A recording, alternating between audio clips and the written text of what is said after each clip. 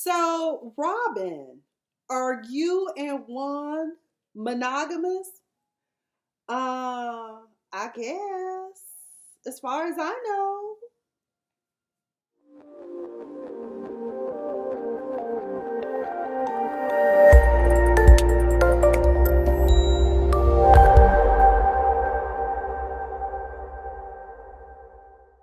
Hey, what's up, everybody? This is your girl, Miss Sophia the Diva. My apologies. Y'all, let me tell you, I've been so busy trying to work on stuff for my radio show and trying to write these new jokes I'm working on.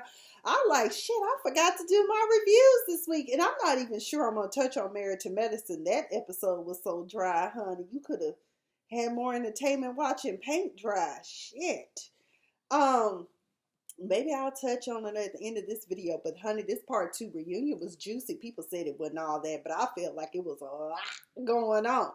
So initially when I started watching this episode, I caught like when they started going into Robin's story, but I'm gonna cut to the chase and start from the top. I just watched the first 15 minutes.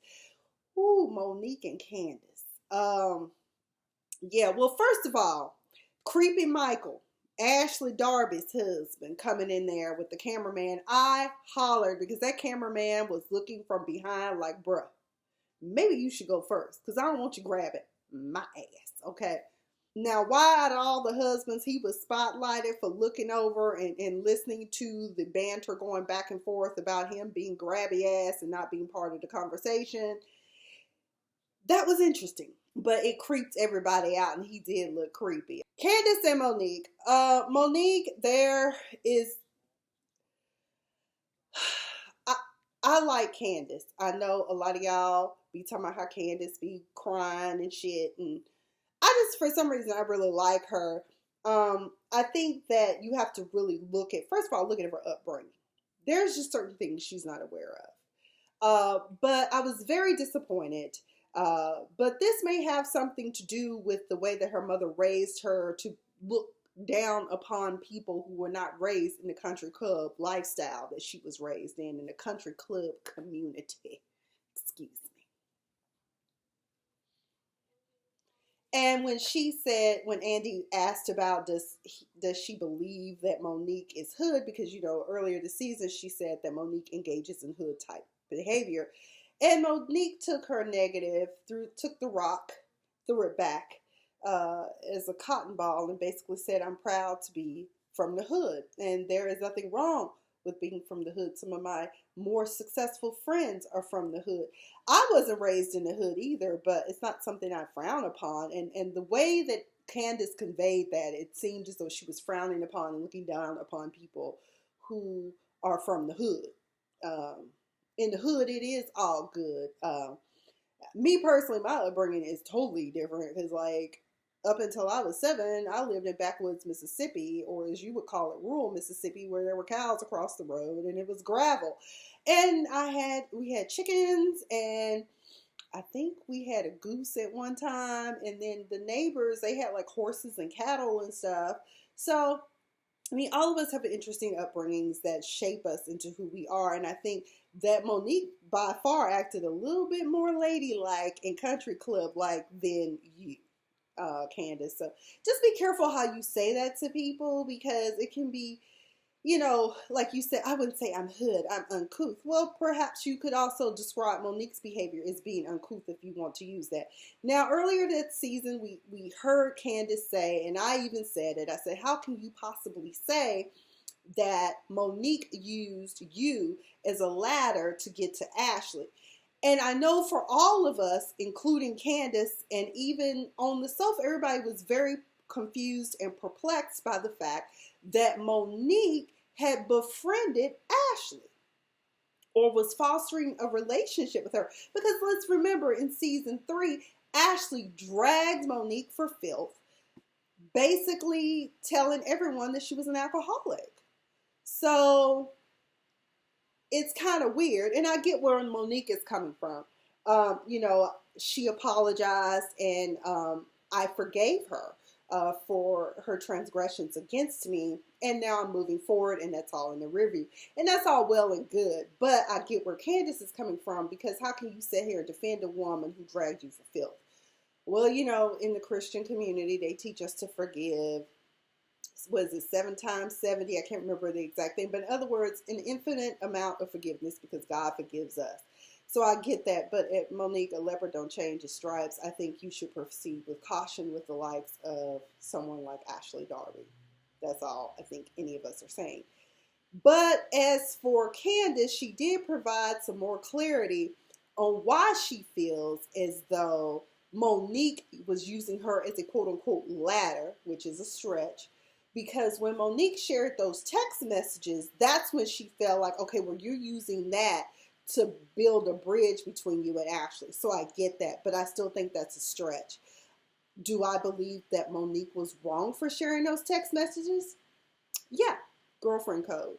Because I'm one of those people, when we are in a friendship, relationship, I don't believe in sharing your intimate details that you've shared with me in confidence. That's just not something I should share, even if the relationship should fall apart and become dysfunctional.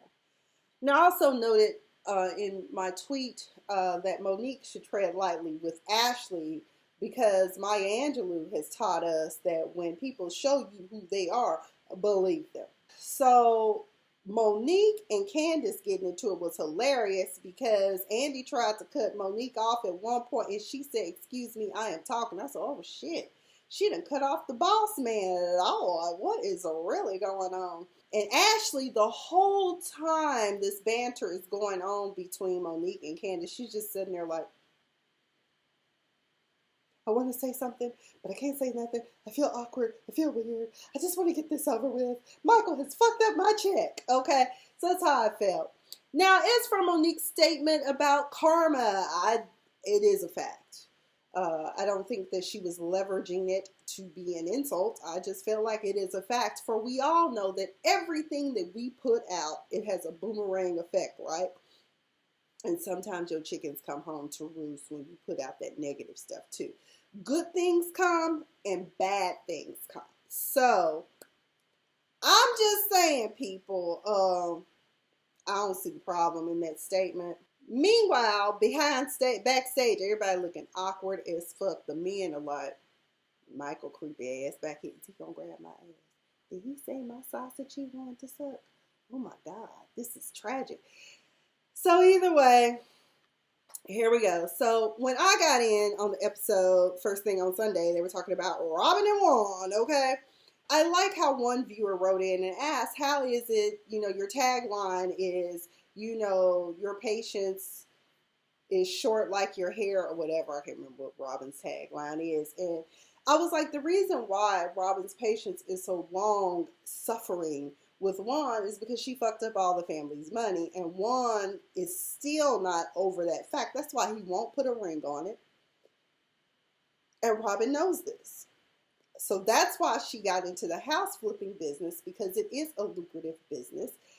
You invest in the right property, hey, you can make some money. And she made, I think, 30-something thousand and profit, and she's looking for another home. So I think now that she's gotten that first one out of the way, she'll be good. But honestly, Robin, you might want to think about becoming a wholesaler and just being a go-between and making your profit that way, because there's lots of money to be made in real estate. Usually an appreciating asset versus, selling cars. Although you might want to get your dealer's license and go to auctions and sell cars too, because you can get that money right off the top from the bank, okay? They talked about Giselle also, about how is she self-aware. She's not self-aware of the shit that she does. Because they asked her when Robin was trying to sell that house, you're sitting up here going in on Monique from the front door, okay? Going in on Monique, and it's like, how are you not self-aware? And I like how Robin approached her talking about, well, what would it take for you to be upset and feel some type of way about someone coming in on your business like that? Like, you need to learn how to stand in the shoes of others. And I was like, that's a good question about her self-awareness. I think that her and Dr. Ken should work on that in their next session. As a matter of fact, apparently Dr. Ken agrees with me because he found my tweet and retweeted it, okay? I found it appalling and shocking that Robin's children found out about her and Juan's divorce via Google. And I'm like, Andy, did you not think that you should get ahead of that? I mean, that's fucked up and traumatic, if you ask me. And now they got questions. Hell, babies, we all got questions about your mom and dad, honey.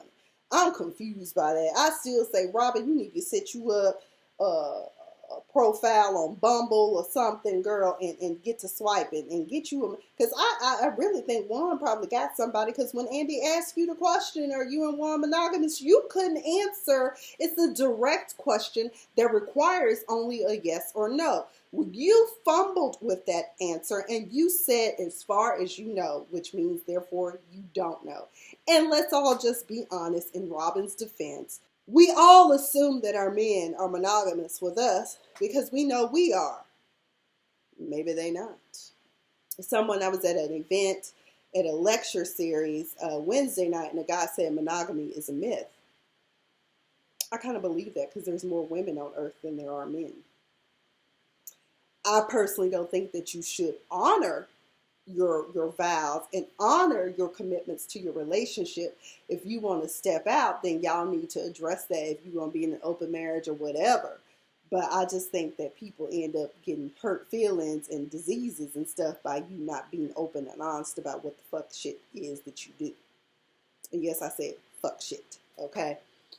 But I think that was fucked up about Robin's kids. I just, it's like with Robin and Juan, it's like Robin is holding it all together. Like, she's pretty much self-aware that Juan still has reservations about her. And everyone thinks that, well, Giselle is of the high opinion that, Juan should put a ring on it instead of these janky tattoos that they got. But I mean, that's what works for them. It doesn't have to work for you. Different strokes for different folks. That's how life goes. But I did find it funny when Karen and Monique double teamed Giselle and was like, well, we like when you in a relationship. You need to get you a man and get married. That would help you out a lot, Giselle. And then Monique said, when you get regular D, you are a lot nicer. And you know what? Who else we've heard that from? Although the girls probably would never tell their mom this, but they told her when she's in a relationship, she's a nicer person. That's all I got to say about that. Then they also were asking Robin, when does she predict that Juan will put a ring on it? I said, Robin don't bit more know when Juan gonna put a ring on it than any of us know when Jesus is coming back for the second coming. Amen. I mean, she don't know. Then we get into Giselle and Karen, baby. They just a hot ass mess. But it's almost like what Andy and the rest of the crew had to say about them. It's almost like they make up to break up. Ashley described it as Groundhog's Day. Make up to break up and do it all over again. It's like a vicious cycle with them. There was talks about Jack and Jill and cookie bake and faking and cheating and stuff. They, and then they showed those first season wigs. I said, ooh, let me upgrade you, baby. Ooh, Giselle, them bangs were too big for the world, honey. Quad could use those bangs, quite frankly. Anyway, I didn't like the fact that Robin tried to intervene with her 2 cents and said that Karen is too defensive. I'm like, if you can't see how illogical Giselle's behavior is when it comes to Karen and what Karen is doing, like, did you think that Karen was being defensive when Giselle broke out with those insulting t-shirts? And did you think that Karen was being too defensive when she always said that Giselle didn't have her back because she was always sitting in those confessionals and talking to you girls about how Karen don't even own her perfume line, she ain't gonna never have a perfume line, and blah, blah, blah. The list goes on. And I don't blame Karen. Don't aggravate the beehive. If you don't do it, you won't get stung. And that's what she defends herself because she has to. It's almost like Giselle can't help herself. So I'm just like, you can't. You want to rumble with the bee, huh? Throw a hex on your whole family. Yes, honey. Get it, little Kim. But, and another thing about Andy asking her about her one monogamous Robin, I said maybe we should wait for the men to come out so all parties can address that question. They also talked about Monique a little bit. Monique said that her and Chris are now back to their regular scheduled sex program, and everybody started sniggling. I was like, what's funny about that? Shit, he was long suffering for probably, I would imagine, about 4 or 5 months without any puss. Man got needs. And Giselle, where your man at? That's right, there's not going to be a man sitting with you. Let me stop. They also talked about how Giselle approached Monique from the get-go, and about how Giselle felt like Monique inquiring why they don't like her was an insult. I was like, how is that an insult? It's a simple inquiry. Like, what did Monique ever do to you, Giselle, to make you hate her so much? It has to be jealousy. And Funky Dineva addressed this in his review, and I think it's worth repeating here. And again, I always try to give credit where credit due, because I didn't think about this either. There comes a time on the wealth cycle when, yes, while Monique may have more money than you, there's no reason for you not to be able to shop, eat, dine, and do whatever and own vehicles at the level that Monique is at, Giselle. You have been at that level, and you've been at that level longer than her, because remember, she came from the DC quote-unquote hood. So that means that she hasn't always had a husband and resorts and multiple houses. And also, let's remember, no matter how many houses you have, you can only live at one at a time. Shout out to Funky Dineva again. So y'all are at a level where it doesn't matter. If, let's say, you got $1 million in the bank, she got $2 million. Y'all can still do almost some of the same shit and travel just the same. But I think because Monique won't bend to Giselle's will, Giselle feels some type of way about that. So therefore, she becomes combative with you. And that's why she's combative with Karen, because she can't get the best of Karen either, honey. So that's why her and Monique stay at it. So you got Karen and Monique, who will not submit. Robin is malleable. She's easy to manipulate. Candace is too. Ashley a little bit too. Katie, y'all just let her wander off, and I'm still mad at Bravo for not letting Katie be part of this reunion. Shame on you. And when Andy said, damn, there's a lot of tops in this group, I think he said aggressive tops. If y'all don't know, in the gay community, there's tops and bottoms on both sides. I'm going to assume that in the lesbian community, if you the one that putting the strap on, that you probably are top. And then there are men that only want to provide anal pleasure to their partner, and they don't want any. And the ones that are getting it are bottom. So I don't know if y'all knew that or not, because I had to have somebody explain it to me when I was new to the scene of the LGBT plus community, okay? So Ashley is in the hot seat. Basically, here's the bottom line, y'all, with Ashley. Ain't much that we need to rehash, because Diva has been talking about this since this season started. Really, since last season, I think it was. One or two things is going on in Ashley and Michael's marriage. Number one, Ashley is one of those women that chooses to suffer from ostrich syndrome, which means she sticks her head in the sand and pretends that everything is fine. And although she sees that 18-wheeler coming straight at her, she's in denial that it's coming. That would be Michael. Number two, she knows what Michael is up to, but they have both decided that I'm going to be your beard, I'm going to stand by you, you're going to compensate me accordingly. Honestly, I feel like they may have turkey based the baby, but I don't know that. These are just, I'm just alleging these things, because it just seems so for them to have you know. So I feel like perhaps they might have an arrangement, a beard, or maybe he's bisexual and Ashley is okay with that. That's actually three things right there. I'm just saying. Then they wanted to get to the nitty-gritty. Now, all of us knew, using context clues and the fact that Robin was the holder of the truth, we knew that Michael was talking about Juan, but Robin didn't want to repeat it anymore or talk about it anymore, because Juan had told her to shut her mouth talking about that. He don't want manly men like that don't want nobody to know that some gay man done said he want to suck his penis, okay? So that's why Robin was being awkward about it, because Juan said he didn't want to hear about it again. So Ashley thinks that her chickens have come home to roost because of her past history with Robin. She feels like Robin is the one who decided to bring up the fact that Michael said he wanted to suck Juan's penis because of the past indiscretions she's done, or the past discretions that she's done to Robin, such as telling everybody how broke Robin was and how Juan was cheating on her. Even though I don't think there was any grounds of cheating, because I think Robin damn well knew that Juan and her were separated and they were just homie lover friends at the time. But Robin was right when she addressed Ashley and told her that, you know, it's amazing how you can dish it, but you just can't take it. Hello. And it's true. Ashley, you've been doing it for 3 seasons. 4th season, your time is up, chickaboom. You in the hot seat.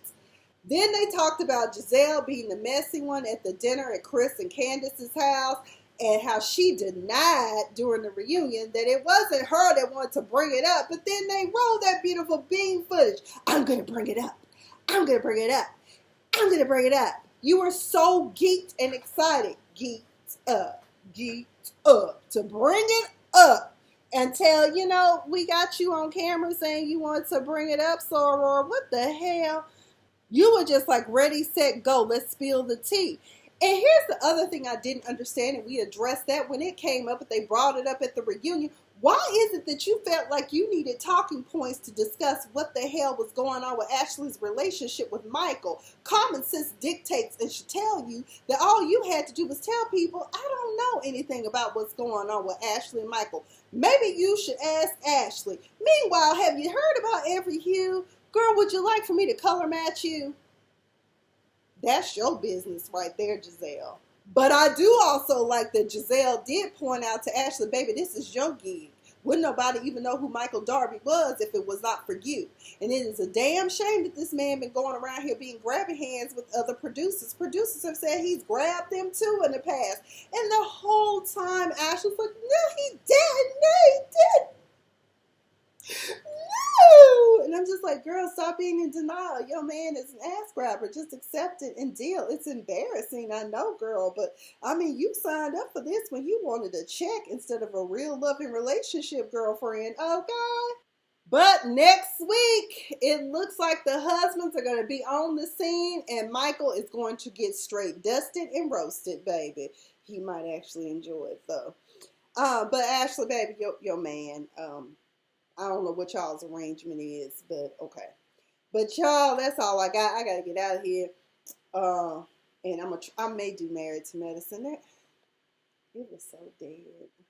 I think I'm just gonna review them together, like this past episode and this coming week's episode. Don't forget about A Diva Disturbed on BFAM 109.6. I will see y'all all Tuesday night at 9:30 p.m. Eastern Standard Time. Don't have a guest yet. I tried to book one. I don't know why people don't respond to emails. Like, they'll respond and be like, okay, let me check my calendar, and they never get back to you. Like, what kind of shit is this?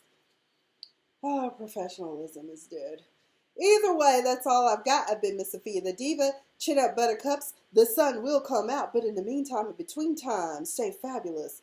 And when I say stay fabulous, it's all about having a state of mind of believing that you are fabulous and that things are going to work out. Anyway, y'all have a great week.